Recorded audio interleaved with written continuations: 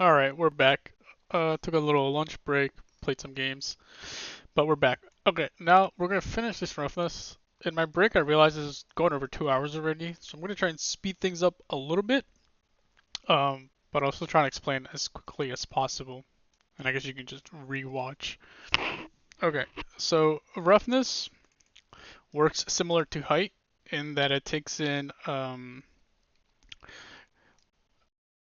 grayscale information. So you're going to be working within white and black again, between 0 and 1. We're working in the roughness workflow, so that means there's two. You can do roughness or glossy. If you're working in roughness, that means that 1 is super rough, and if you're working in glossy, that means 1 is super glossy, which is just the inverse. So we're going to be working with roughness, because I typically work with Unreal Engine, and they use the roughness workflow.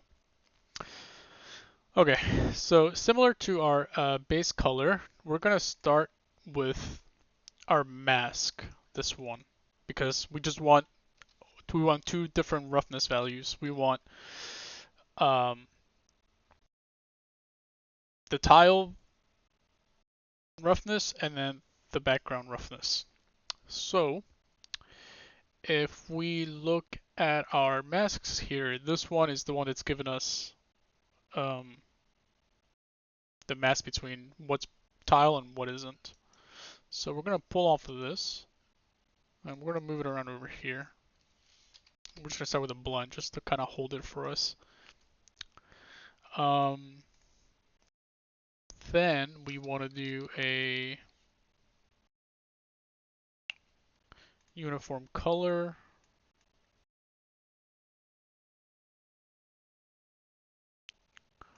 We're gonna make this grayscale. Actually, yeah, we're gonna move this mask actually to the opacity, not the middle. And I'm gonna just make this 0.5. Make sure you're in grayscale. You don't want to be in color. Then we're gonna plug this into the middle. And then we're gonna copy this and paste it. We're gonna put this on top. Now I'm gonna make this top one a higher value. We'll go with 0.75. Now this top one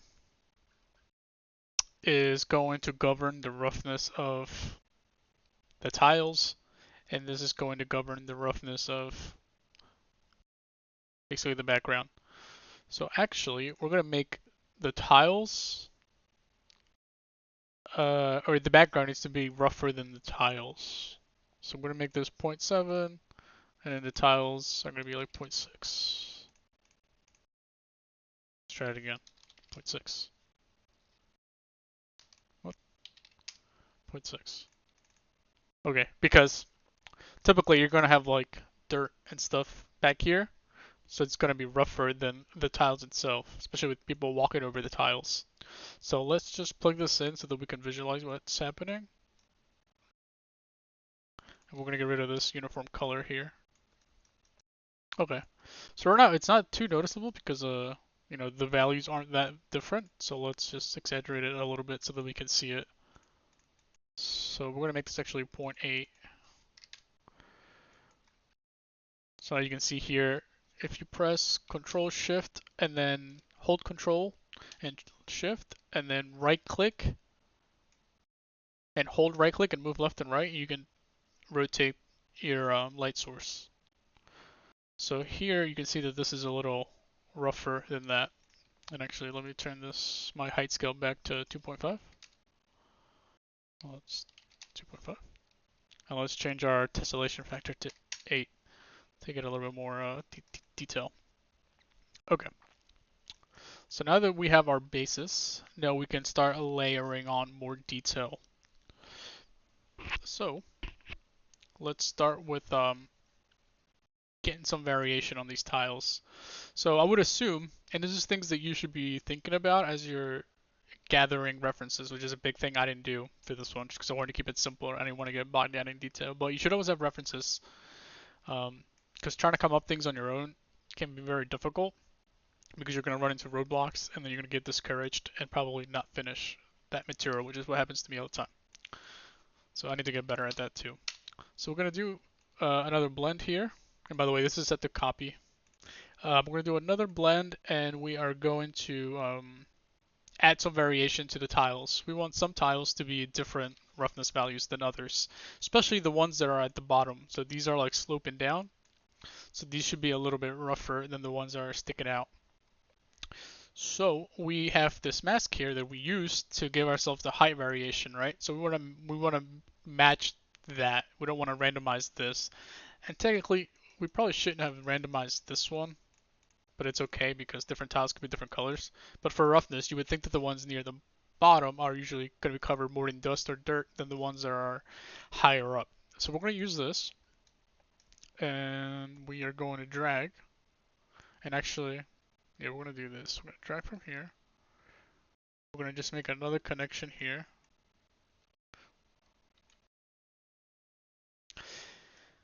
Well, actually, we're up here. Oops.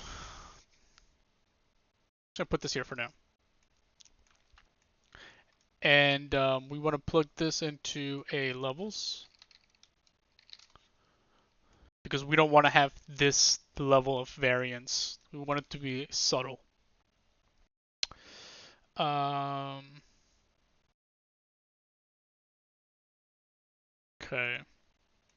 Actually, let's just get rid of this and move this over here. Okay, and then we're going to move this down here. And then this is going to go on top. Actually, we're going to put this on the bottom. We're going to type in uniform color. Change it to grayscale. Change this to 1. And then we're going to plug this in to the top.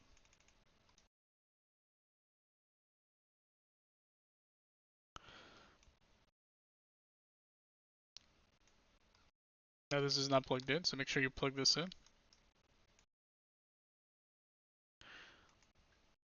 Now here you can see the tiles are different variations, but like we said, we're working with roughness, so the darker the value, the less rough it's going to be. So it's actually doing the opposite. This is the lowest one, and this tile right here, if we go to our top view, corresponds to this dark one. So we want to invert it. So instead of doing like invert grayscale like this, which you can do if you want, there's nothing wrong with that. There's a built-in inverter within the levels. You hit this little thing, and the icon kind of looks like an inversion. So just click that, and it swaps these two things. So it does this. It moves this one out here, pushes that one there, and that one there. So now, this one that's at the bottom, which is this one, is now rougher than the other ones. Now the problem here is that the contrast between them is really high. So we're actually going to shrink. Okay, we don't want to move that one. We want to move this one. Okay, maybe not that one. Actually, no, sorry. It's just this one. I get confused sometimes. Yeah, so we want to bring this one up and maybe this one down a little bit, and we're decreasing the range, basically. And then we can do maybe a little bit shinier.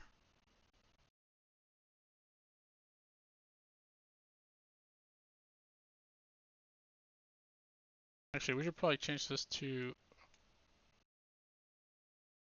multiply. Actually, we'll leave it to we'll leave it on copy just to make it easier. Okay. Now, we want to make these exposed damage holes rougher than the tile, because dirt should accumulate in there. So we're going to type in blend again. And it's making it super smooth, which we don't want, but that's just because there's nothing plugged in and it's just doing black. So it looks wet. So now we're just gonna go through our steps. So for example, from this histogram scan, we're gonna drag And like I've said before, there are many ways to do this. This is just like a very simple way, very beginner friendly way. We're going to plug this into opacity, and then we're going to copy paste this uniform color and plug it in there. And then we're going to tone down the value. But actually, something's up.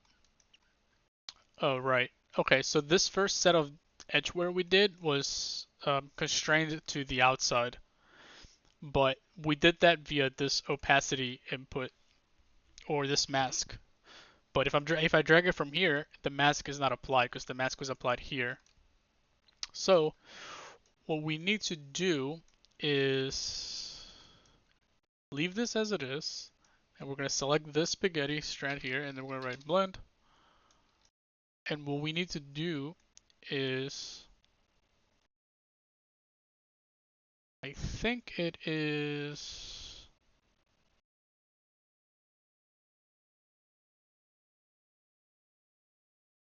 no, we don't want to subtract. So I'm going to pause here and just think about this so I don't take any more time trying to come up with it on the spot. So 1 second. Okay, so it took some time, and let me just get you guys caught up. So for this blend, we're going to change it to multiply, and what we're doing is we're multiplying this scan with our mask, and that's going to give us basically what this mask is doing. Oops. So when we plug this into our levels here, we're able to let me turn this back on. Every time I switch off the package, it resets this. Okay. So what we're doing here is we're basically telling this levels to make it rougher on those spots. So if we were to lower this, well, not those. Let's find a good one. This guy right here.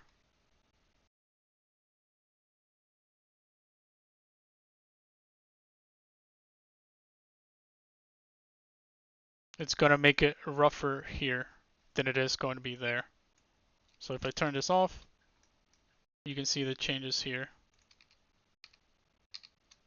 So it's making this inside stuff a little rougher. And then we can play around with the the levels here so that we can make it just like the deepest parts of it or like most of it. We're gonna go about here, and I'm doing 0, 1, 0.44, 0, and we'll do 0.825 for the level out high. Okay.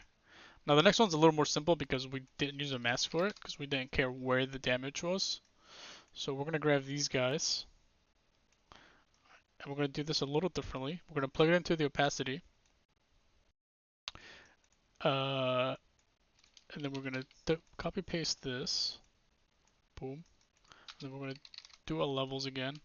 I'm gonna hold shift so I can do that. Plug that in there. Then this needs to go in here.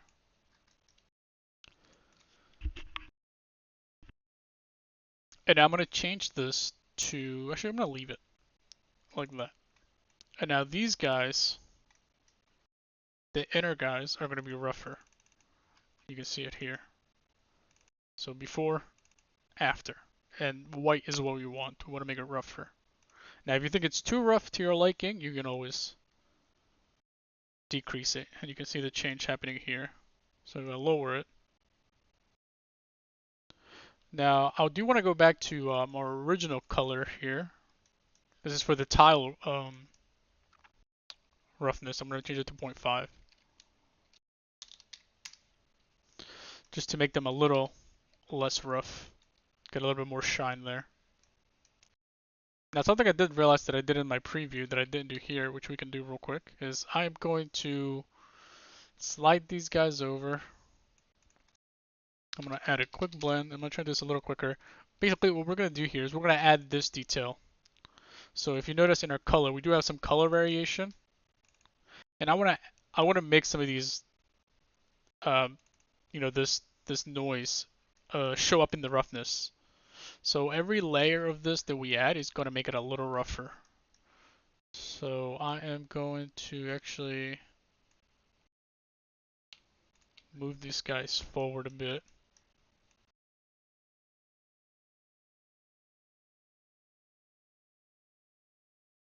Actually, let's keep it there. Now, what I want to do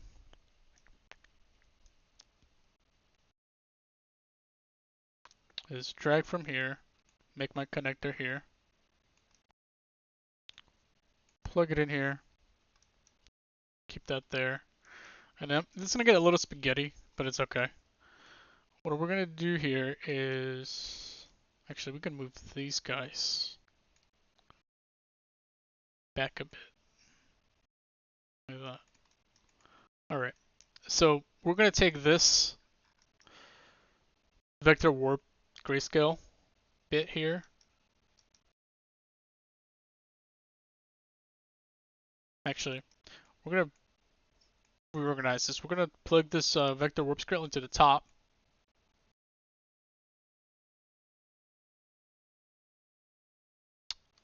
No, sorry, this is going to go into the middle, and then this is going to go into the levels. And then this is going to, so we're basically just moving the levels to the front because here we subtracted the mask. So I want to keep this first. So I'm going to move this back. Now I want to drag from here into the opacity. And then again, we're going to grab this uniform and we're going to plug it in here. And then I'm going to select the spaghetti right levels. I'm going to move it down here. Now I need to turn it down because we're not too drastic. So I want to make it very subtle, like about there, which is, let's do 0.035, and obviously you can play around with it if you like, but I want it to be subtle.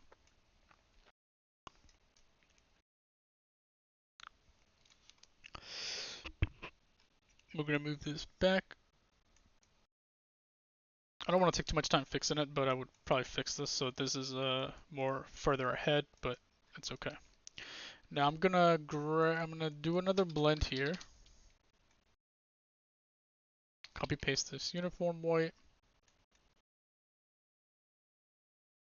Plug that in here. Probably move these things forward a bit.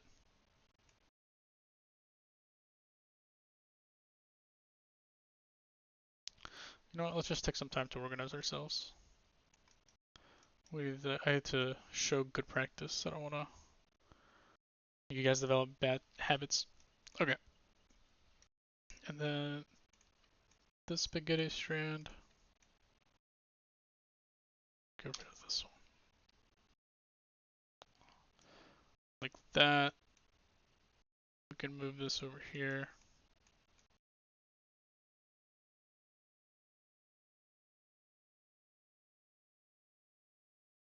Like that.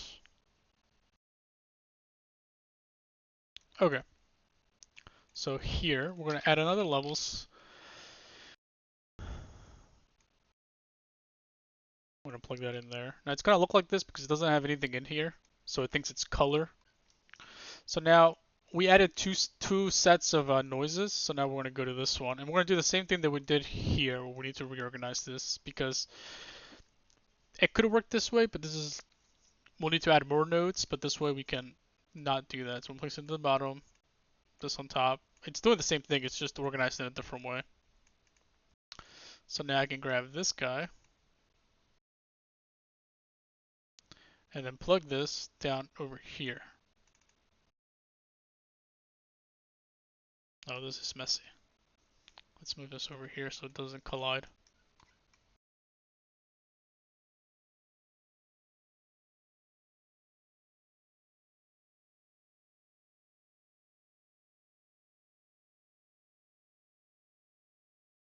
Okay.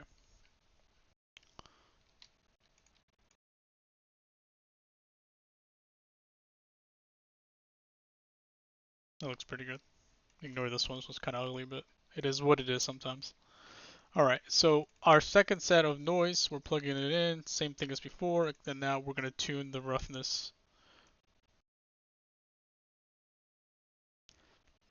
And I want it to be subtle. Boom, right there. That is 0.45, 0.045. So now I'm going to hide them so we can see the difference here. So this is what it was without it, and then we add a little bit of more roughness information, and then a little bit more on top of that. So it's now not looking as flat. So let's turn this back on. And then we have, these are the crevices are rougher. Okay. Now, let me look at my preview. Okay. So real quick, I'm going to go up to this HSL that we used for our highlights. And I'm just going to turn the saturation down to 0.475. I think I like that better. And we're going to do something fancy. We're pretty much done. We can probably call it here. But I'm going to go just a little bit further, a little bonus. And we're going to use this fancy node that's called dirt. Now there's dirt 1, 2, 3, 4, 5, but we want this one, the one that's just called dirt. And this is a kind of like if you're familiar with Substance Painter, there's a generator called dirt. This is basically what that is, and what we can do here is we need to input some things. So we need an ambient occlusion and a curvature. Pretty much those two are the only ones you really need. So I'm gonna plug this curvature into the curvature slot, and then it's asking me for an ambient occlusion. I could pull from down here, but I'm just gonna pull from our latest and our height, which is this one with the slopes and the height variation. And I'm going to drag over here and I'm going to type HBAO.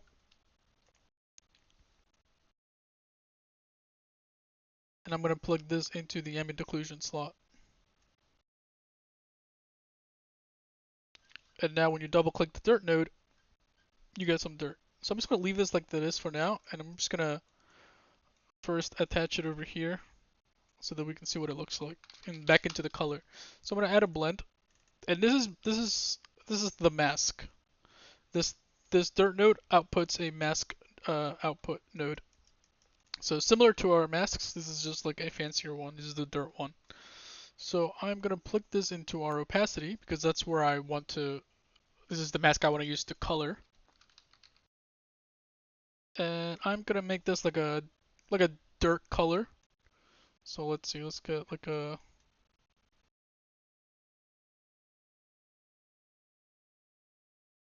is that dirt-ish looking? Sure. And then we're going to plug this into the top. That does not look like dirt, that looks way too dark. But you get the idea. So let's make this a little prettier. Let's make it a little brighter.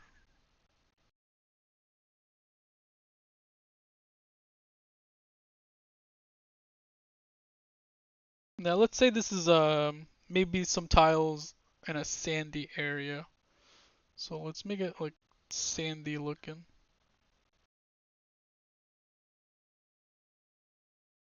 What color sand?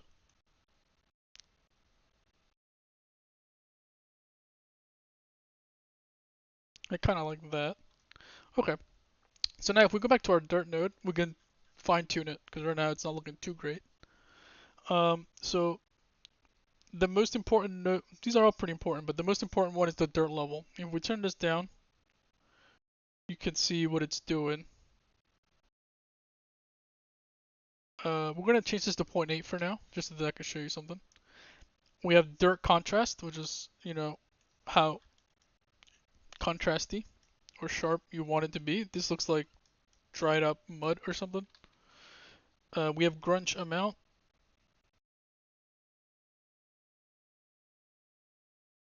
And then we have edge masking. But let's by default this dirt node has a grunge applied to it.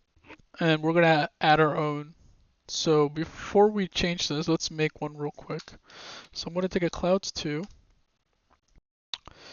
and I am going to pull from it a blur, high quality blur. Don't forget, always change our quality to 1, and let's make our intensity 2.5. Now I want more tiling in my clouds too, so I'm going to change this to scaling of 2. Let's see what that looks like first. Now we're going to turn on the boolean for custom grunge to true, and it's going to give us another slot, grunge input. We're going to plug that in there. Now you can see that it's changing. It's using our, bubbly or our smooth gradient. So if we turn it off, we get this. If we turn it back on and we have this inputted, we get this. So this kind of falls in line a little bit more with like a stylized look. So I like that a little more. Now let's move this over here and let's add a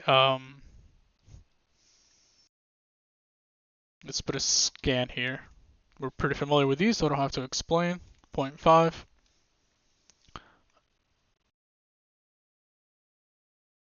Then we're going to increase the position or lower it.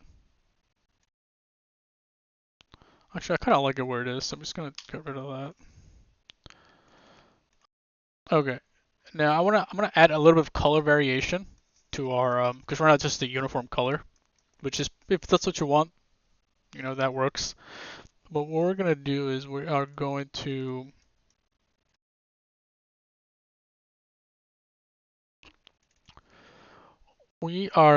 pull from our blurred clouds 2. I'm gonna type in blend.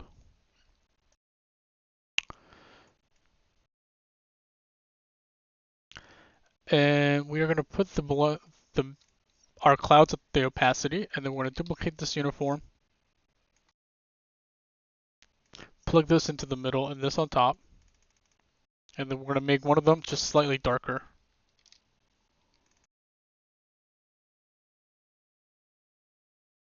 So now you can see that we're taking this mask and we're saying for the white values use.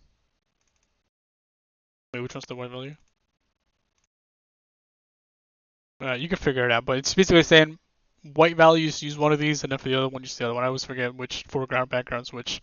But so if we make this darker, let's go with like that. Okay, so yeah, this one is matching the black spots. So if we look here, this is black.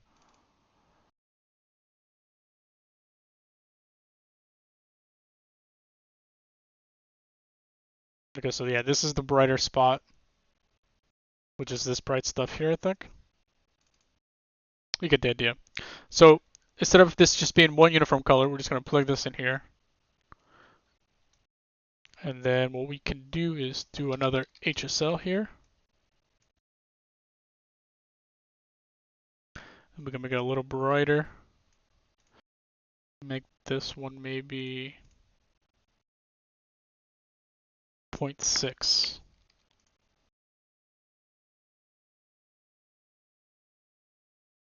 Now we can go back into our dirt node and we can increase the grunge amount if we want. That's probably too much. Also, let's turn down this blur a little bit. Let's make it like 1.5. We can also lower the dirt level. So let's go with like 0.7 and then increase the grunge amount. Actually, I like the way it used to look like.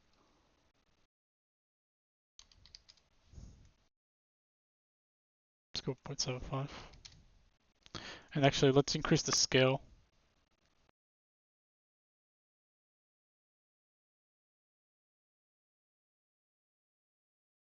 Now the last thing here is we need to add this mask to our roughness.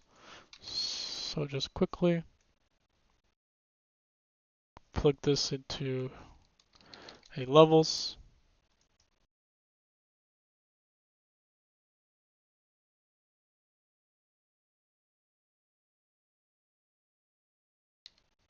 Copy our uniform color. And then we are going to, oops.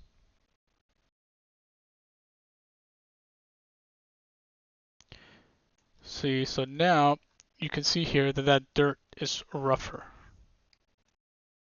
And we're going to go with like 0.9.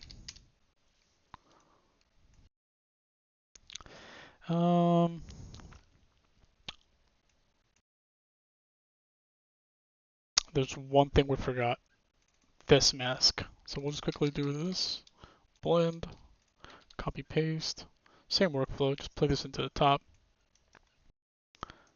Plug this into a levels. Put it in the bottom. Now our edges are a little rougher, but this is too rough, so we're going to turn it down.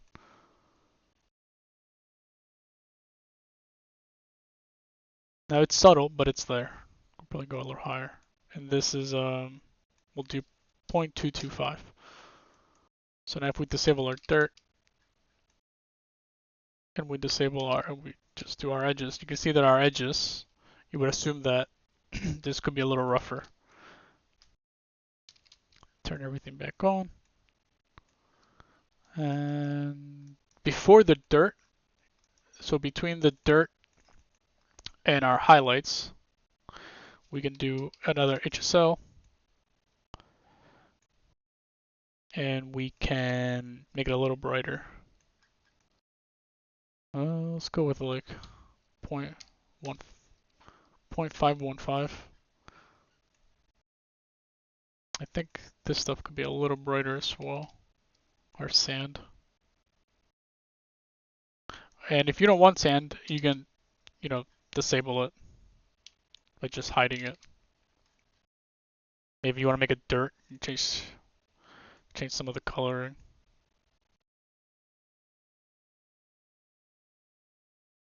Whatever you'd like. Okay. I think that's pretty much it. There's a lot of shortcuts I took, a lot of things that could be better, improved upon, etc. But I just want to cover some of the basic nodes that you'll be using often. And just to wrap this up, the cool thing about this is that because it's all procedural, you can very quickly make edits to any of this, right? Like if you want to make the initial cuts bigger, you can increase the position, and now we're missing bigger chunks. And everything just kind of like makes up for itself. Something else that's really cool, we can go back to our original tile sampler, and we can, oops, it's the other way. We can make the X amount 8 and the Y amount 4, so that we get this. And then if you scroll down to position, there's an offset slider here. What it does is it offsets your like in intervals, so like every other. And we can make a 0.5, and actually I think I had it right the first time. I'm gonna go back up. I'm gonna do 4 and 8, not 85. Whoops, 8. And now we have bricks. But we might have to fix a little bit because right here this is thinking of itself as 1. So like if we decrease the size, then the overlap doesn't occur. And the overlapping is occurring because we did add a subtle rotation. So those two bricks just happen to rotate into each other, and then our flood fill is thinking that it's one complete. Yeah, see right here, there's a couple of them. There's two.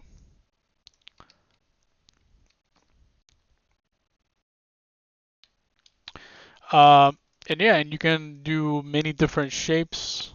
We can go back to 4 and 4, and then if you want to keep your offset, then it'll do that.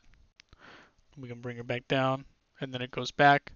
Another way if you want to have like an overall look, or if you want to look at your texture when it's completed, and you want to look at, if you go to materials, default edit, you can increase your tiling.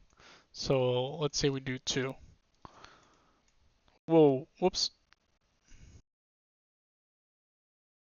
You can tile it without having to increase this to 8 by 8.